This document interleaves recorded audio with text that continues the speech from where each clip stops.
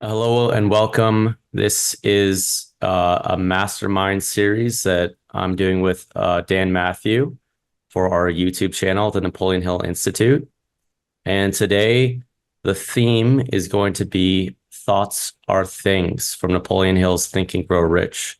So I'm here with Dan Matthews. Dan, why don't you introduce yourself? Hi, everybody. Great. Jeff, it's really a pleasure to be here.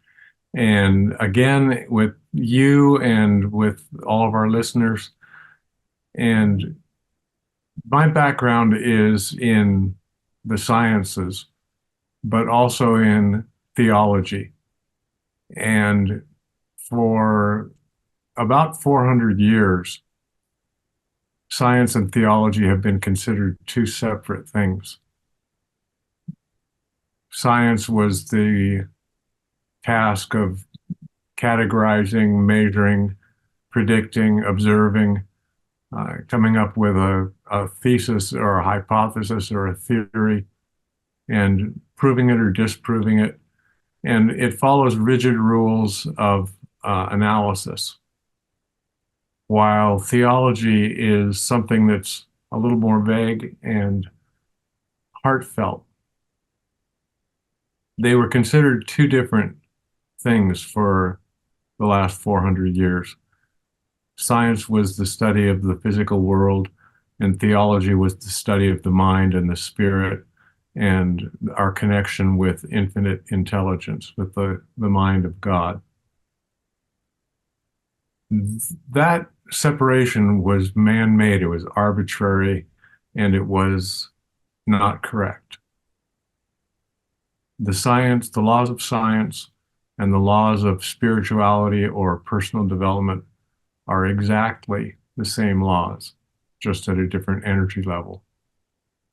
And once you start with that correct hypothesis, with that correct understanding of how the world around you is related to the world inside of you, you can start to make some really significant and meaningful changes in your view of yourself and your place in the world and your journey through life.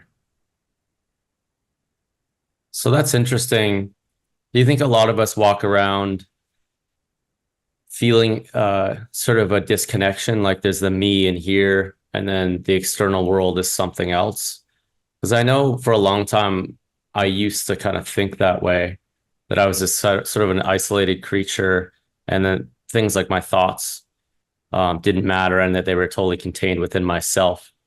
But studying this type of material, studying Think and Grow Rich, you start to expand your awareness and entertain the idea that maybe your thoughts have more of an impact than you think, not only to yourself, but to the world around you. So how would you describe how our thoughts interact with the reality around us? Well, it's interesting that you describe it like that, Jeff, because I think your feeling is this. I've felt exactly the same thing in my life. And I believe that everyone has felt that feeling of being alone, being isolated. You're in a group of people and you're somehow separated from that group. There's something inside you that's different than anybody else. And that's an accurate and correct vision of where you are in life because it's coming from you. But the reality is, what's inside of you is the important part because you talked about feeling kind of um, not meaningful in your life. That somehow the world outside of you has more power than what's inside of you, and that's where the correction needs to be made, because what's inside of you is the most important thing, and you are the center of the universe. My mother used to scold me and say, "You think the world revolves around you." And I wanted to say, even as a little kid, but Mom, it does. The world does revolve around us. We create the world around us. And the quote that's often attributed to Napoleon Hill, thoughts or things, actually came from Emma Wheeler Wilcox, who was a writer at the turn of the last century, who wrote a poem called Thoughts, called You Never Know. And that's one of the stanzas of that poem. You never know what thoughts will bring when bringing you hate or love. For thoughts are things, and their airy wings are swifter than carrier doves. She talks that's a poem a fragment of a poem that is quoted in Napoleon Hill's Think and Grow Rich, and it was written in 1902. And it's true that thoughts are things. And it's also true that the power that's within you is greater than anything outside of you. The world, the universe does revolve around you. You are the center of the universe, and you create the world of your reality. Wow. It is very it's a very empowering thing when, especially if you've lived your whole life sort of looking outside the window and just feeling like the world is so big and you're so small. But to flip that it's such a radical shift in consciousness to think that we have that much of an influence in our reality and with others as well. And what would you say, what my question to you is like, what's the difference between a positive thought and a negative thought? And how would you answer if someone's feeling like paranoid about thinking too many negative thoughts? What would your answer to that be? Well, that's really a good question, because the thoughts that you think create or produce the reality that you're living in. Now, there are things that you can see and feel and touch. Like if I walk outside, there are trees outside, and I can touch that tree today, and I know that tomorrow that same tree will be there. But that tree is just a manifestation of energy. Everything around us is a manifestation of energy. And whether we're looking at solids or liquids, solids like a tree or a rock or a mountain or the ocean, or whether we're looking at something that are experiencing something that we can't see, that we are experiencing all the time, every day. You can't see air, but you know that it's there. Not only is it not there, people say, what are the things that are necessary for life? And you say, well, food and shelter and a place to live. Oh, and you've got to have water. And most people forget about the most important thing that you need is something that you can't see, air. Mm. You can live for a few days without water. You can live for a few weeks without food, but you can only live for a few seconds without air. And you never think about it. You never think about breathing, unless right now you're thinking of breathing because we're talking about breathing.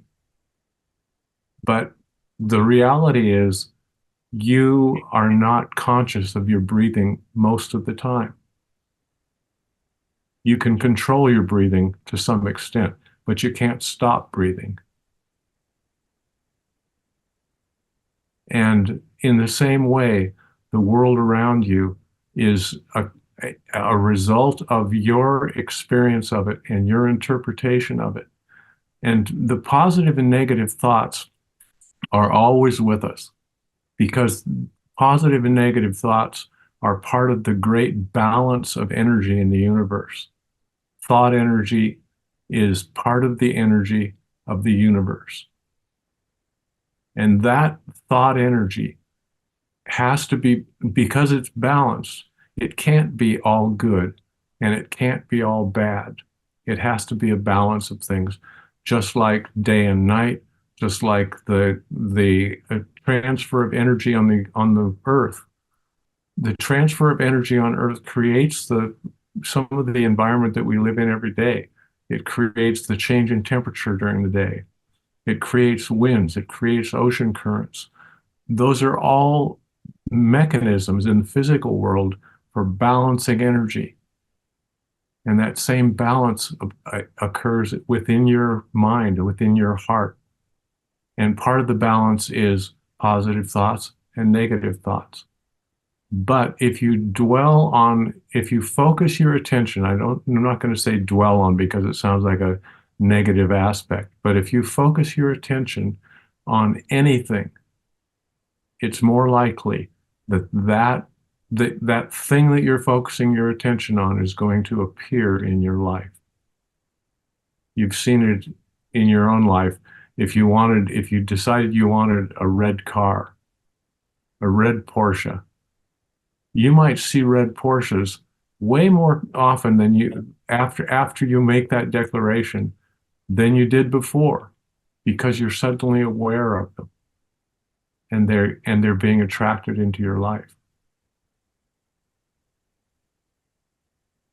So, but where you focus your attention, uh, some people say where attention goes, energy flows. Where you focus your attention, you are telling the power that created the universe, which is in you, it's also all around you. You are telling the power that created the universe where you want energy to flow. If you focus your attention on negative things, you'll get more of those negative things. If you focus your attention on positive things, you'll get more of the positive things. And you can use that fact to change your life for better or for worse. That's powerful.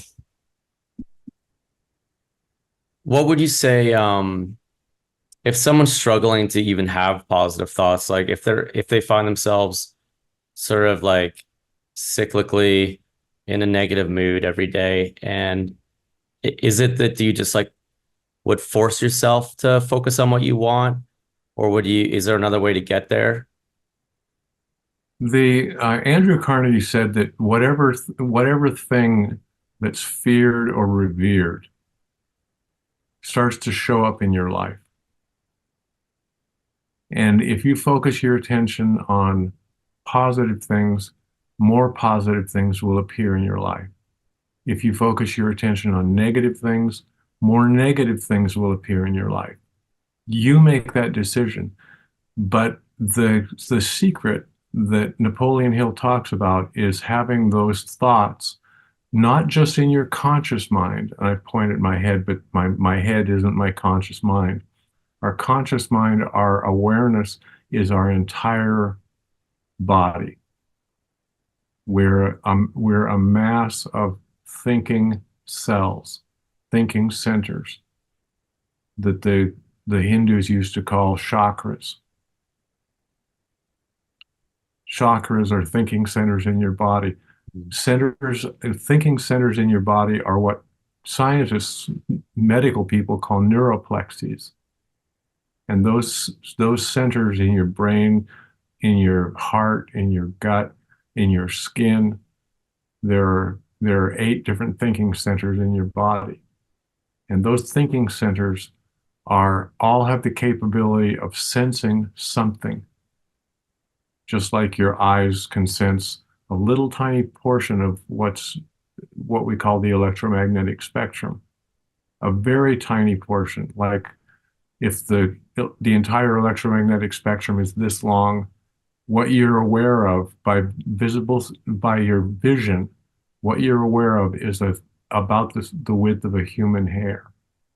Very, very tiny, less than 1/1000th of what's available. You can't see. You can't see with your eyes. Some things that you can't see with your eyes doesn't mean that you can't sense them, like heat. You can't see heat energy. It's not visible to the naked eye, but you can sense it in your body because your skin has heat sensors. Something that's invisible to your eyes is totally detectable by your body. It's like a miracle, but it's not a miracle. It's just that you have different senses in different parts of your body for sensing different kinds of energy.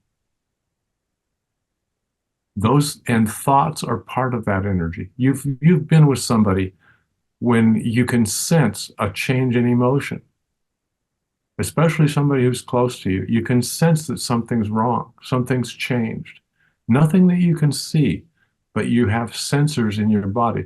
Your heart is capable of sensing truth or love. Your gut is capable of sensing things that may not even be what they call localized. It may be separated from you in time or space. I have a gut feeling. Listen to that because it's part of your thinking system. It's part of your sensing system to help you make decisions for how you can conduct your life and how you can get closer to the things that you really love and stay away from the things or prevent things that are coupled with fear or anger or hatred or anxiety or any of the negative emotions. Because those things, those kinds of thoughts, if they already have strong emotions attached to them, which are typically negative, like fear and anger and hatred, those things are just go straight into your subconscious mind and find a dwelling place there and start to multiply and grow and becomes more powerful. And it becomes more difficult to rebalance your heart and mind to allow the positive thoughts to dominate the negative. Hmm. Yeah, I know we've talked a lot about meditation on here, but that would be my advice to someone is I find that if you just slow down your mind or if you focus on something neutral, that you automatically kind of just float up. That's the beautiful thing is that it seems like, correct me if I'm wrong, but it seems like our default state of being is joy, happiness, and peace. And it's Mhm. sort of just underneath the kinks in the hose. But if you just take your mind away from it or just focus and it's still in your mind, we seem to automatically kind of just float up. And then from that space, it's easy to resonate with positive thoughts. But That's true. Go mhm. ahead. No, no, no, I'm finished. What were you gonna say? Those those are one of the natural states.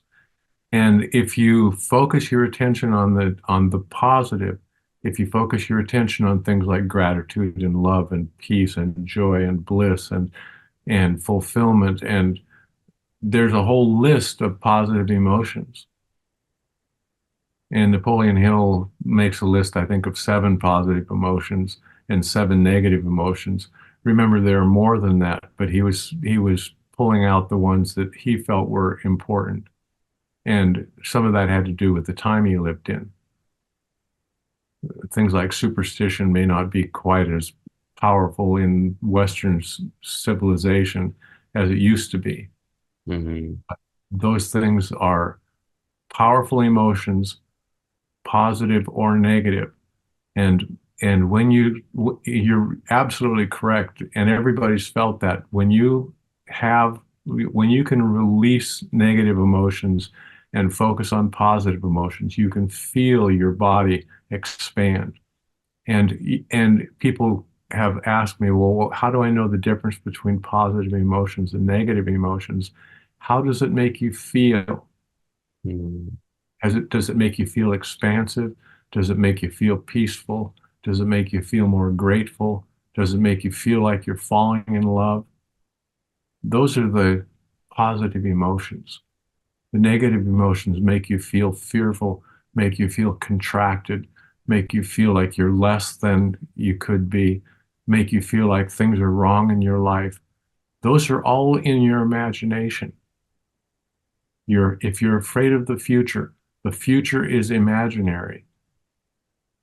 Or if you dwell on mistakes of the past with remorse, those are imaginary. You're living in a present that includes the past and the future. But the thoughts that are outside of the present are imaginary thoughts, Mhm. and you have the capability of controlling those. Wow. Makes me think of Neville Goddard, just the power of the imagination. Um, Neville, like, what do you think the most effective way is to, because you're talking about the conscious and the subconscious and our thoughts, and it talks about this in Think and Grow Rich. We kind of plant the seeds of our thoughts into our subconscious. What is the best way to communicate with ourselves and our subconscious? Well, I think that you alluded to it in your question because you talked about planting seeds of thought. Hmm. And seeds of thought are what we would also call our intention. What is your intention? And seeds are a great, not just an analogy, but they're a great picture of how thoughts actually work. Whether they're positive or negative, seeds are a form of life, just like thought is a form of energy, thought is a form of life. And those thought seeds planted into the fertile soil of your mind, of your subconscious mind, will grow, whether they're positive or negative. Weed seeds grow just as well as fruit and vegetable seeds, sometimes better. Sometimes you have to actively remove those weeds. But all seeds have within them the miracle of growth. All seeds know if they're in fertile soil and they have water and they have sunlight, they know what to do. Roots go down, leaves go up. You get a little tiny plant that could easily be plucked out with a couple fingers. If it's a seed of a tree, it doesn't take long before it's a little bit of work to pull a young tree, whether it's a maple or an oak or an evergreen, whatever it is, even a fruit tree, it takes some work to pull it out once it's a young tree. And when it gets to be a big tree, it's a lot of work to take it out. The miracle of growth works exactly the same way with thought seeds. Just have a germ of a thought, just a seed of a thought. And I have someplace here, seeds don't have to be big.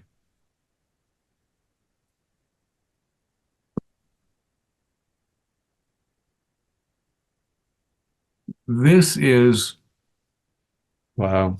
if you see that little tiny black dot on my finger, I do, yeah.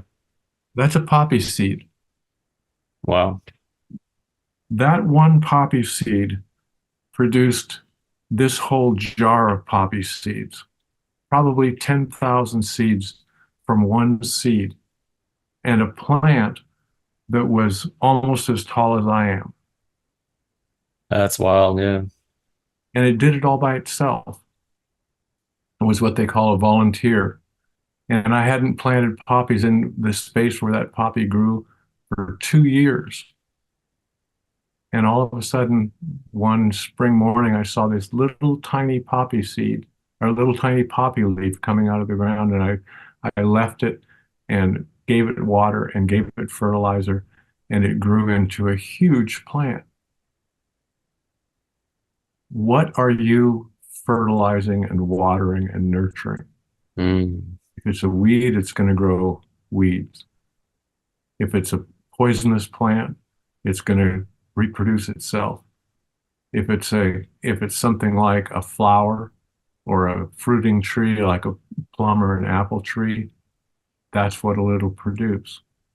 We decide what we nurture and feed and pay attention to. And if you pay attention to it, it will produce the intended, the result of your intention. Wow. That's so powerful. It really is. It feels like the secrets are in nature. It's really that's how it works. It's reflected right in front of us. Yeah. How would you go about what would the practice be? Let's say you want to bring more abundance into your life, or if you want something specific, what would be, you talk about like watering the plant. What would the practice of that look like? Well, it's going to be the same thing, except you're not going to see it.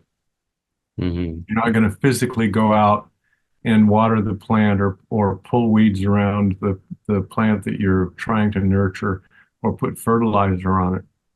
But you can spend time watering. To me, watering is a lot like meditation or prayer. If I'm thinking, if I'm trying to become closer to the power that created the universe, that happens through a process some people call meditation, some people call prayer, some people call daydreaming. You can call it all kinds of things.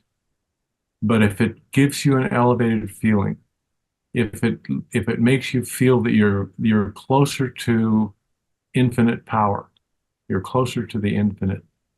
If it makes you feel like you're opening your heart, if it makes it feel like you're vulnerable, but you can trust that things are happening the way they should be, you're doing the right thing.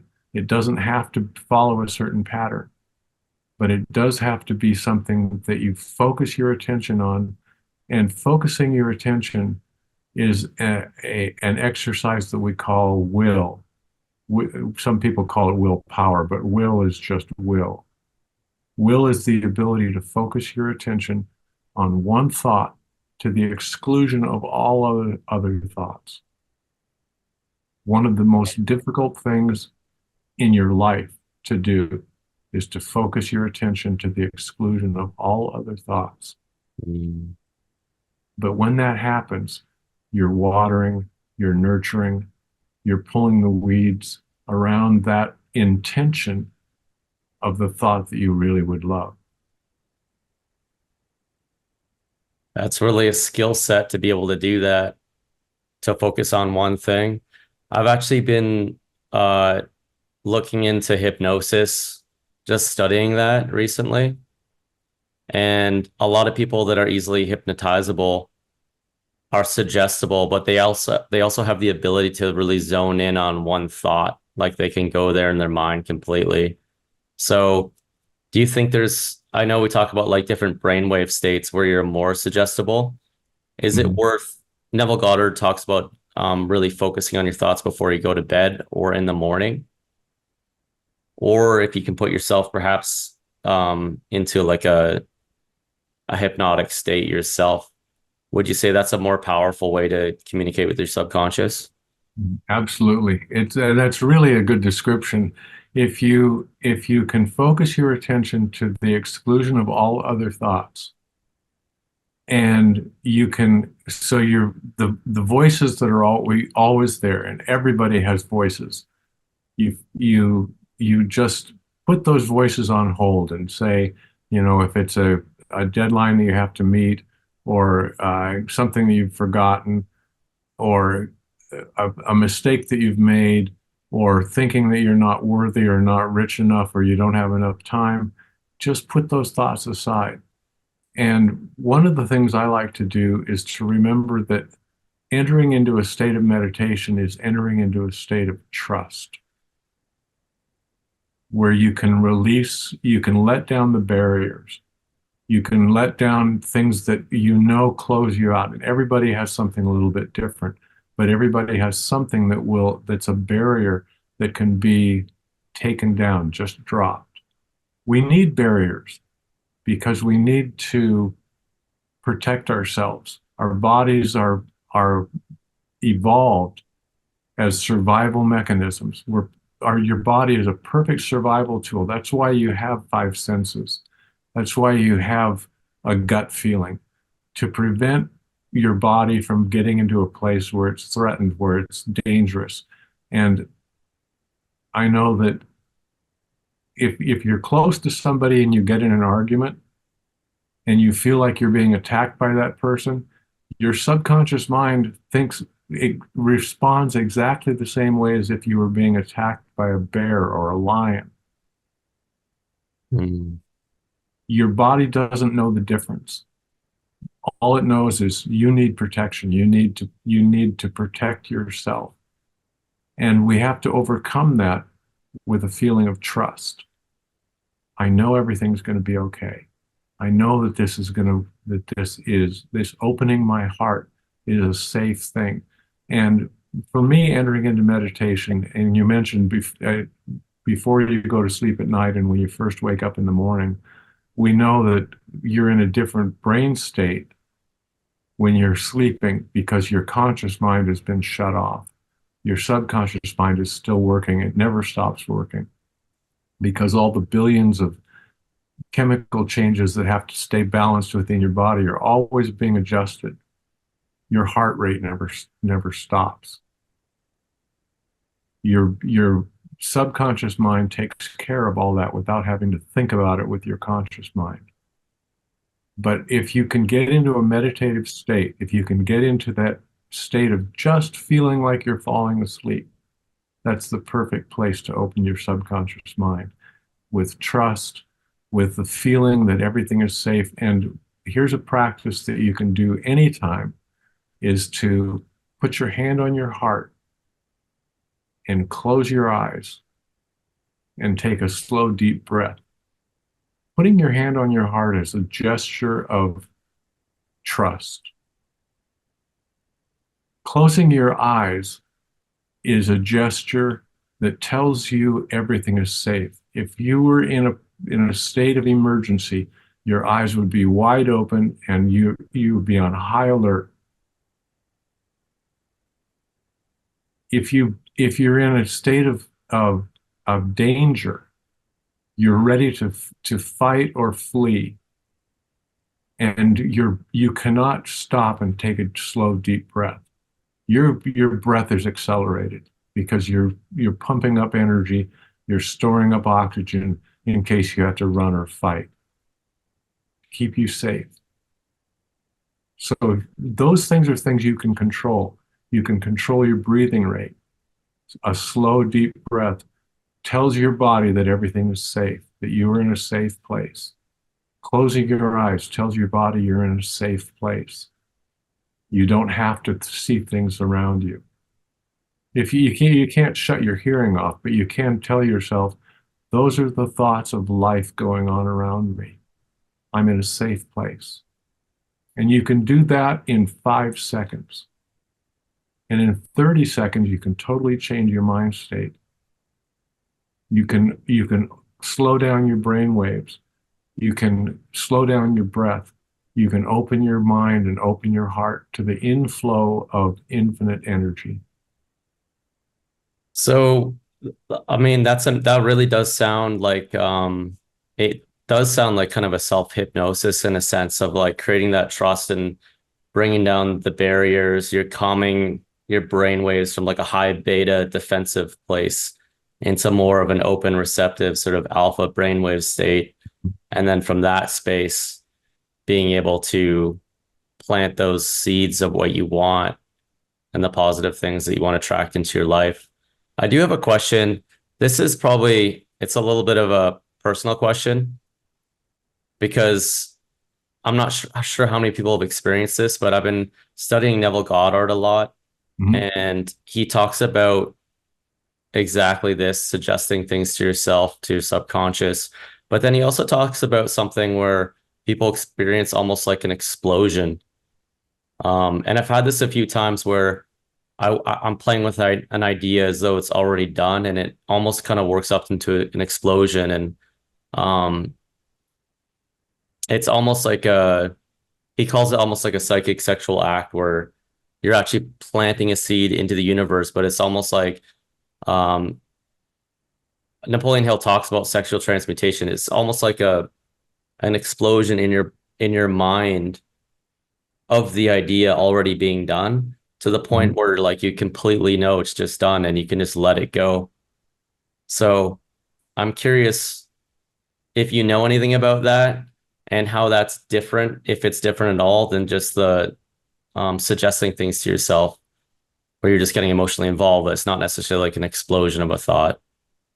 Yeah, I think that's really a good description, Jeff, because that thought process of opening your heart to the inflow of conscious awareness, the inflow of the mind of God, opening that channel, that portal between you, the portion of infinite intelligence that is within you, which some people call their soul, and the infinite intelligence that is all around you, which we often think there's a barrier between, and we've built barriers of protection to protect our heart and soul.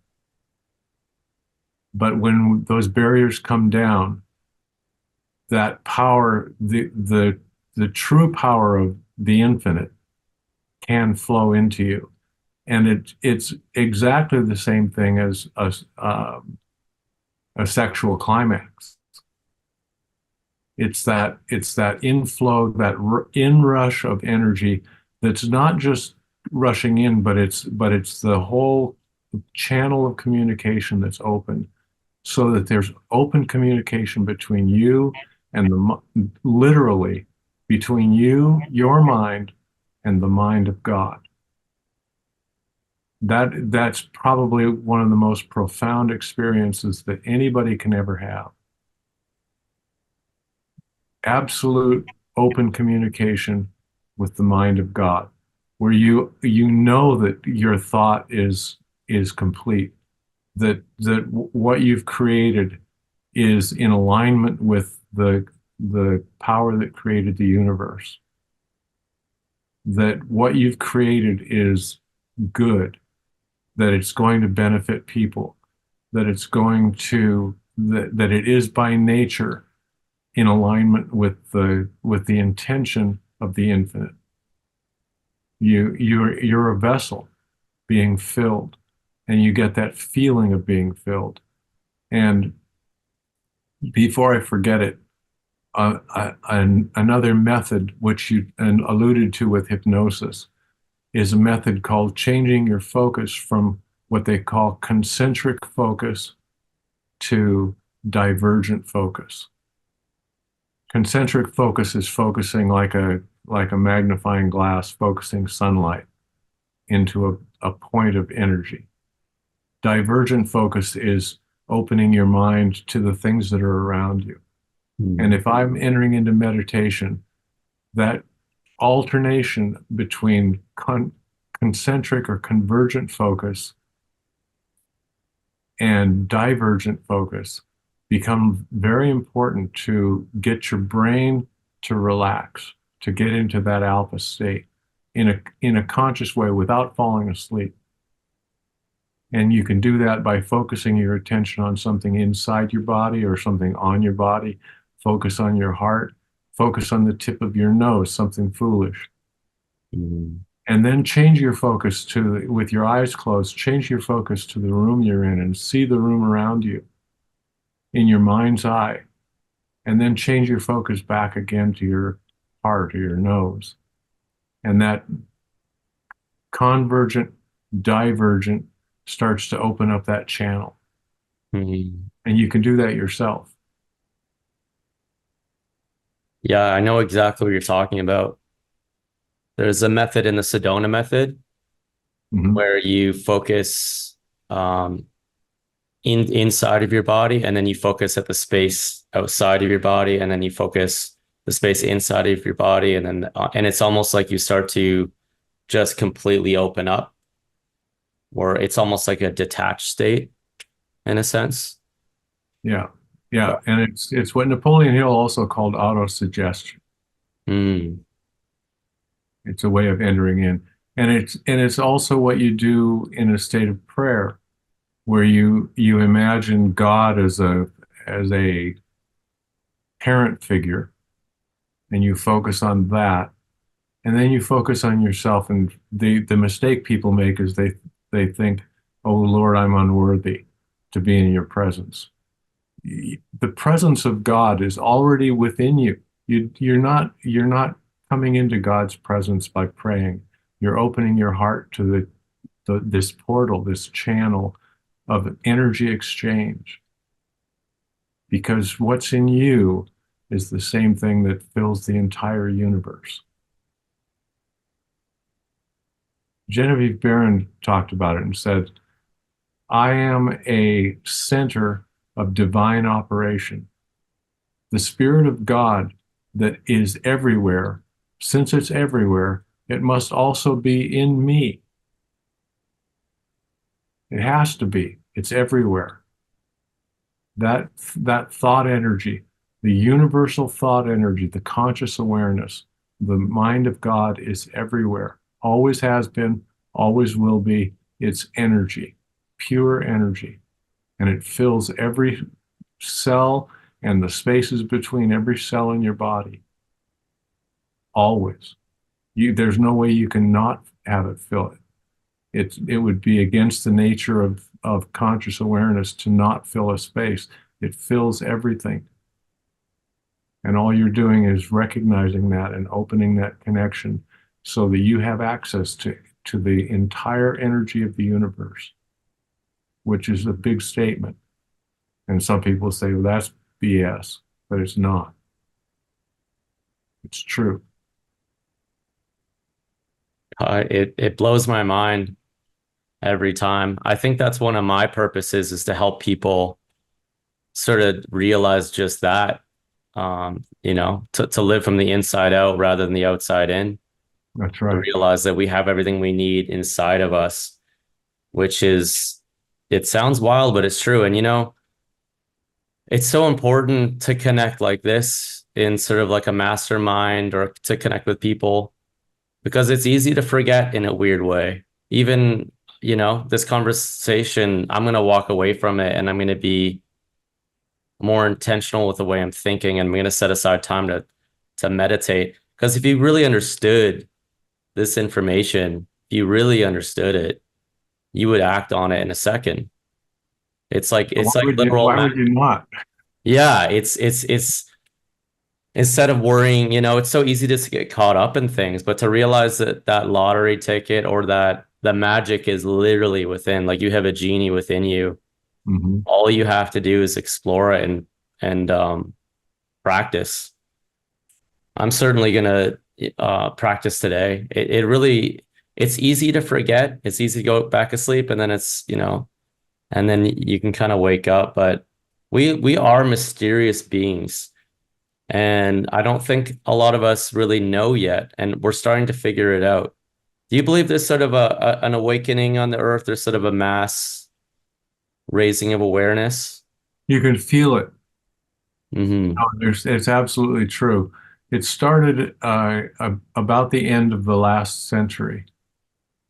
People started actually exercising what they called new thought, and Hmm. some new religions were born.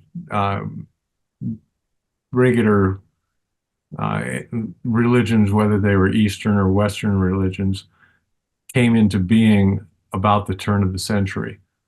Things like the Baha'i faith. The man that started the Baha'i faith was a person who was known actually to Genevieve Barron.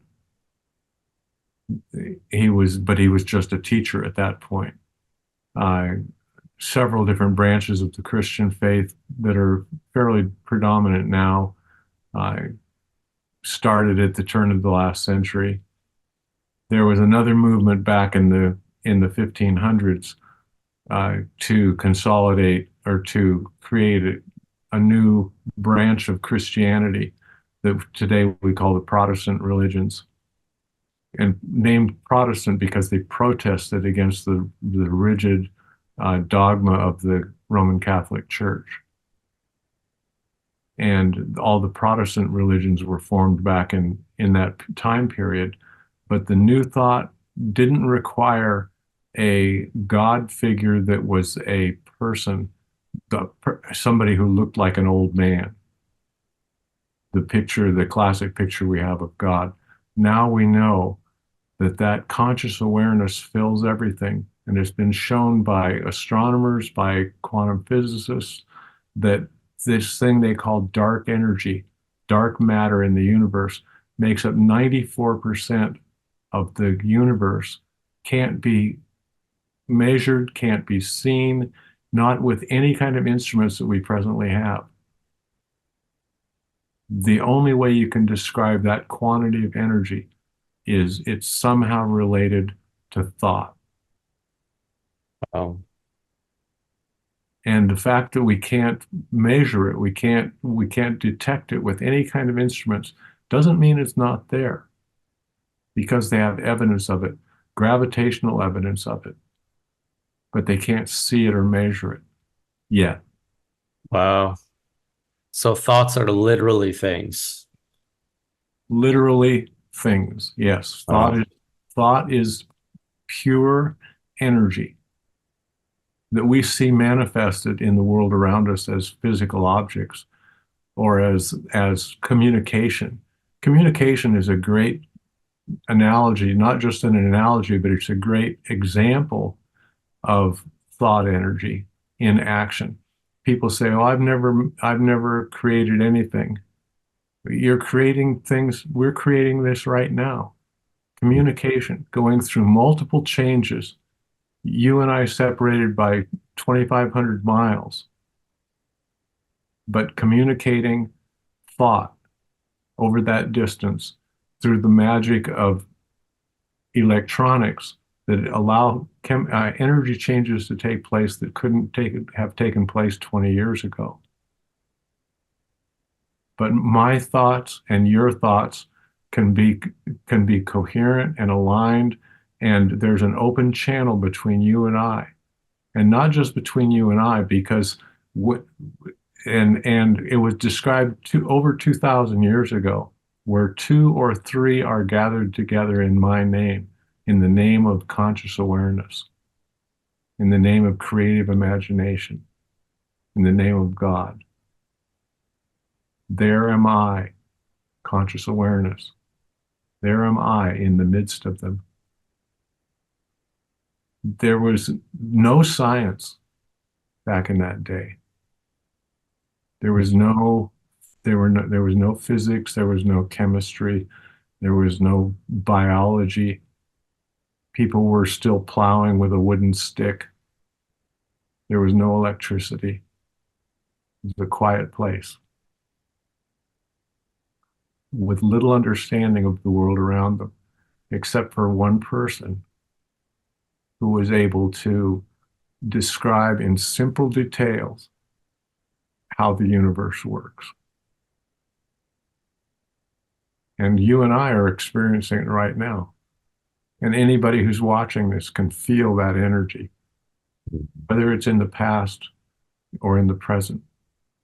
Mm. That energy flowing between us and an energy source which is not you and not me. It's a third mastermind. Mm. So powerful. And there's And some it's sort of, true. yeah. And just basking in that, there's a growth in it. And it's not necessarily an intellectual thing. It's just sort of a direct experience. Yeah, it's filled with an emotional aspect, an emotional side to it that is a reward in itself, because you and I have barriers dropped, exchanging thoughts about subjects which are rarely talked about, and experiencing the direct flow of conscious awareness of creative intelligence between us. Mhm. And that I know we talked about last time, the power of the mastermind really is the quickest way to sort of become more consciously aware of all of this stuff. And I think it's important to note that even if all of this seems kind of out there, you can really boil it down into the simplicities of what you're focusing on, it's like The Secret, what you're focusing on, you're going to attract. And regardless um, of what you resonate with, it's going to happen regardless. It's going to happen anyways. We're we're always using this power, I guess is what I'm trying to say. Whether we believe it or not, it's happening. So if there's one thing you could take away from this discussion, this mastermind, it would be to just become more conscious of what you're putting out in the universe, what you're telling yourself, and to become more intentional and to become more playful with your Mhm. emotions and set aside time to let down your guard and just to emotionally get involved with the future that you would like to appear. So, And mhm. Genevieve Barron calls it be cheerful. I like that. Mm, The simple term, be cheerful about it. I This love is it. it's not a hard task. It's not something you have to do. This is something that's voluntary, it's nurturing, and it's fulfilling in itself. It's an amazing way to live your life. And you realize as a result that you can go out and you have tools where you can get into this state at any time, any place, and you can focus your attention on things that will help you to grow, help that seed to grow, and that life within you will change. Mhm. Surround yourself with like-minded people, positive expect I can't say positive expectation.